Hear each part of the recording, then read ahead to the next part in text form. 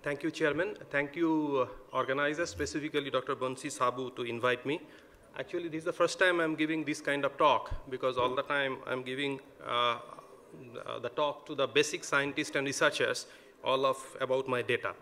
But Bansi said that just to give a little glimpse that how basic scientists work in human disease and what are the small techniques or specifically genetic data analysis, what we are doing in the high throughput techniques, how they are doing. So it will be very simple. Don't hesitate that if you have any questions to that. And within that, I will try to show some of our data.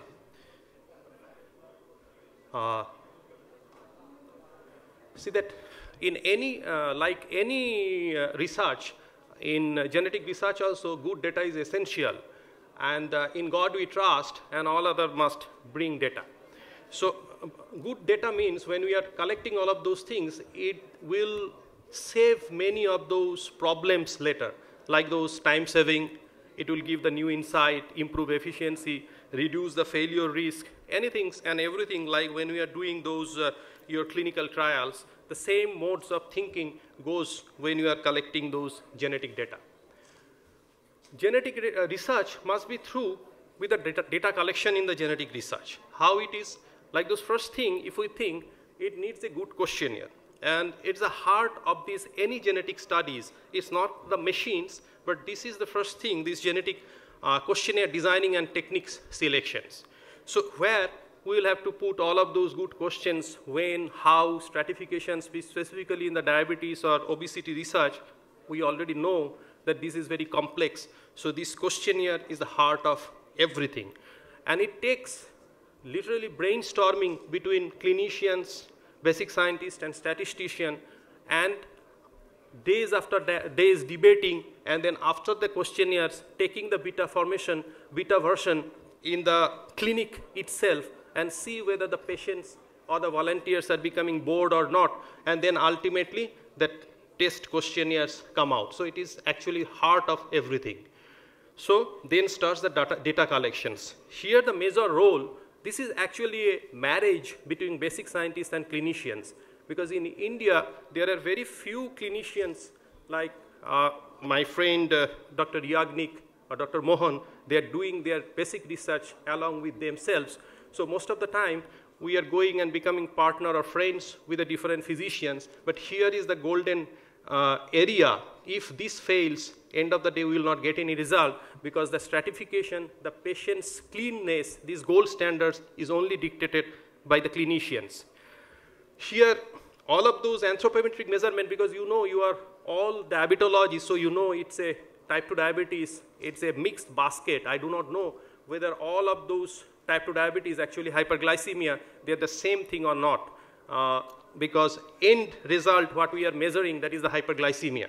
So here, the most important thing is that anthropometrical measurement or the stratification of the clinical data which clinicians is providing, is the evaluation of the subject, stratifications, everything.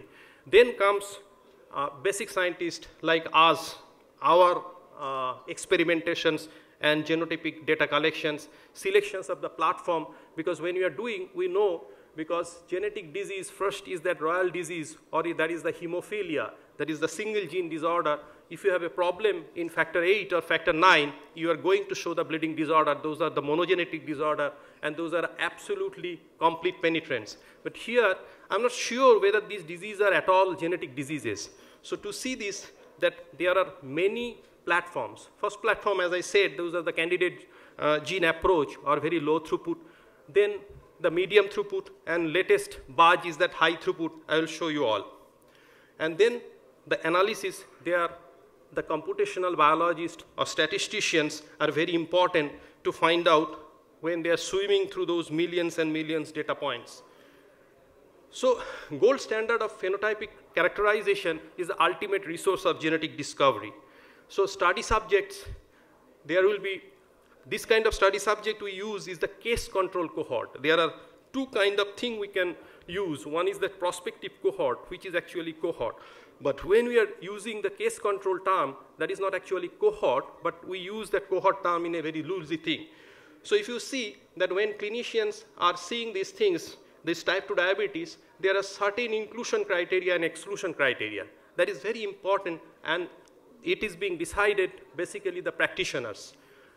In case of type 2 diabetes, you know, fasting glucose level, 2-hour OGTT, and in our case, what we did, we take those HbA1c also as one of the criteria. These are the exclusion criteria. These were all decided by the clinicians.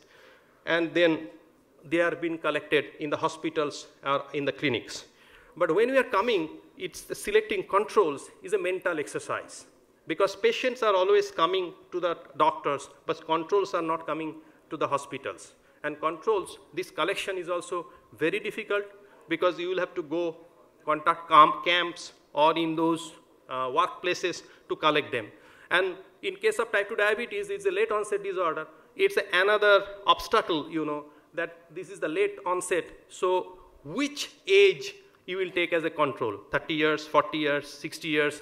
More you increase, your data is better, but your chances of getting volunteers will be less. So this is the place where most most mental exercise being done, because this is the place which will dictate your success or failure. We generally conduct those awareness camps to get those samples. And when you are doing that, obviously you need this many people to do any adventurous work. In our case, in our study, that's why you will find, starting from All India Institute, Professor Nikhil Tandon, Dr. Madhu, Pradeep Venkatesh is AIMS, Dr. Prabhakaran, my friend is here, Dr. Sandeep Mathur from Jaipur. So because end of the day, the number speaks a volume, because we will unearth the data from the statistics. So in a complex diseases, more the merrier, but also costlier. So this is that sample resource which you need to unearth any of those complex diseases. If you see that we have quite a good number of case control study group, around 90,000 biorepository we have along with those, all of those tissues, but these are all case control cohort. This is our diabetes cohort. There is a small cohort of chronic pancreatitis, and largest network between clinicians and basic scientists in the country, and all of those complications. And as I said, they are well characterized anthropometrically and clinical biochemistry, everything done.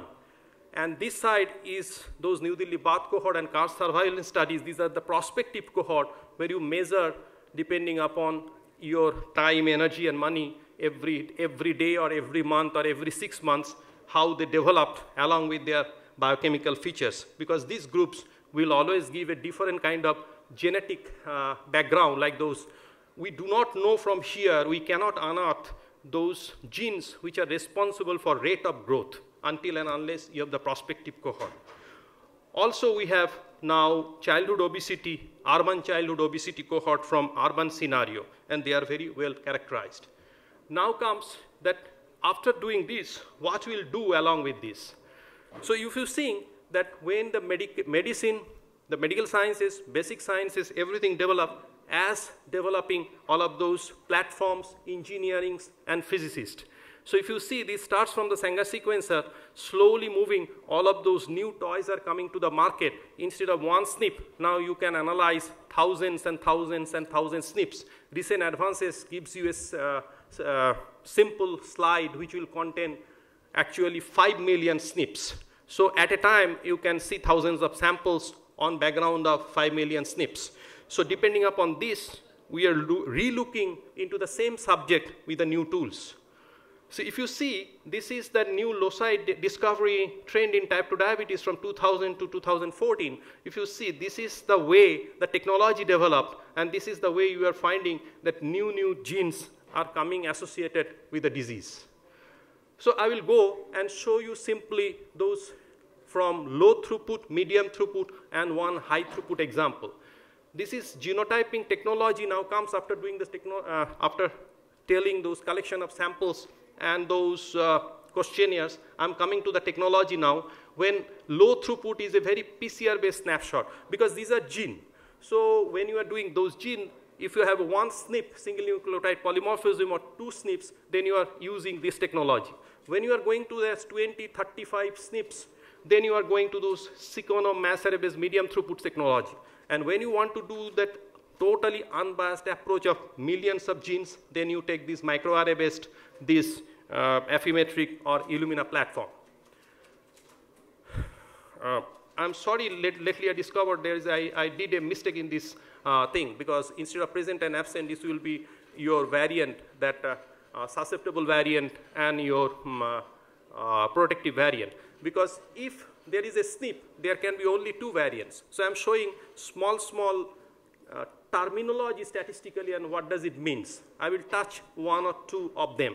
One of the important thing I think in these genetic discoveries is the OR, or the odds ratio. It's nothing but that if a SNP is there, there can be only two allele, biallelic. So if you have a group of patients, there you find 813 is present that allele and 3000 there are absence. And it will happen to the other side also, those unaffected individual where you are finding 794 times it's there, but 3667 there's absence. So this is the total. So it's the odds in exposed versus odds in unexposed. What does it mean, 1.23?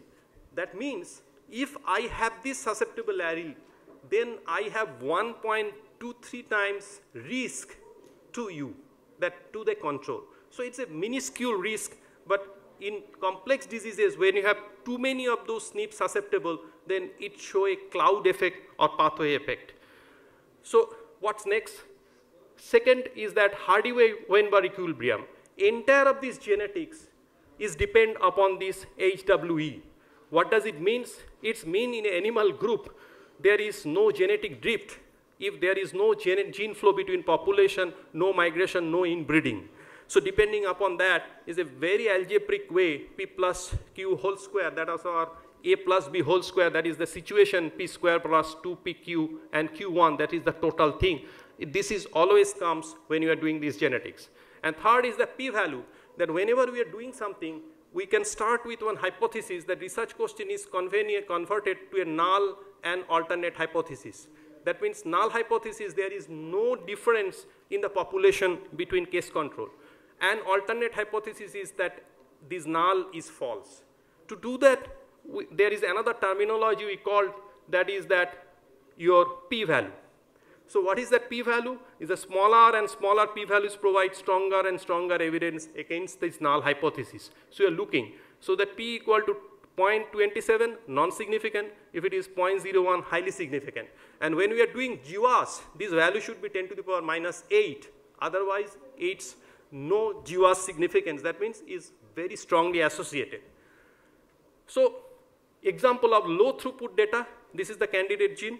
I will show you one example. We tested with this FOXA2 genes, and this is that single repeat, and we find testing on those 2000 that it is very much associated with a BMI mediated risk to those type 2 diabetes in our population, and which is odds ratio in 1.98, and this is the p-value which is strongly associated. I will show you another one of this discovery. This is the medium throughput. You can take entire pathway or entire 20, 30 SNPs and then test it in a population. Then you use this Massbase very accurate sequenom method. That's the same oligonucleotide hybridization will give you. Instead of 1 to 2 SNPs, you will take 25 to 35 SNPs at a time. And what's the result? When you tested all of those transcription factors, we find HNF4 alpha is very well associated in our population. And when we did more than a big number, 160,000 meta-analysis with our population, we find is very strongly associated, and later this work being actually demonstrated or replicated in one of the GWAS studies in Western population also. Now I will show the GWAS. Actually, I'm going to give you another talk on the GWAS. That's why I will just touch. In our laboratory, we already published this type 2 diabetes. There is chronic pancreatitis. I'll show a little bit of those childhood obesity, not these two. There are two platforms. One platform is those Illumina, where you will get the technology is the same. Another is the Affymetrics. This type 2 diabetes and chronic pancreatitis, both we did on the Illumina platform, and childhood obesity we did in Affymetric platform.